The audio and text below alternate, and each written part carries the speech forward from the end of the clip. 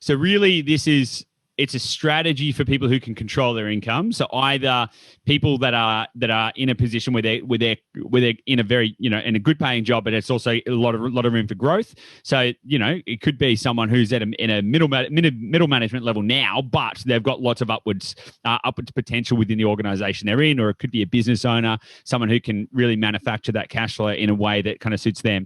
But this is probably not for anyone who has got a limitation on their borrowing capacity, because they're going to tap themselves out pretty quickly. Is that right?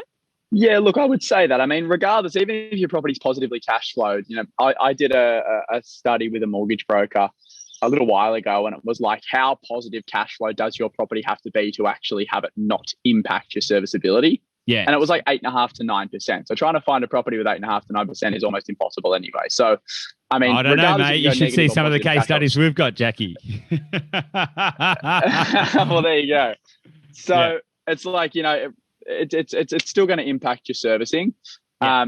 But if you've got a budget of 400 grand and, that's sort of what you're limited to spending, then 400 grand is not really going to get you much in the areas that I buy in. So, I probably think it's probably best to go and buy something in an area that's maybe not as good, but get the best quality property you possibly can in that area. So, and that's the thing, like, just because I buy blue chip, whether it be the eastern suburbs or whether it be Newcastle or whether it be, there's many other blue chip locations around Australia.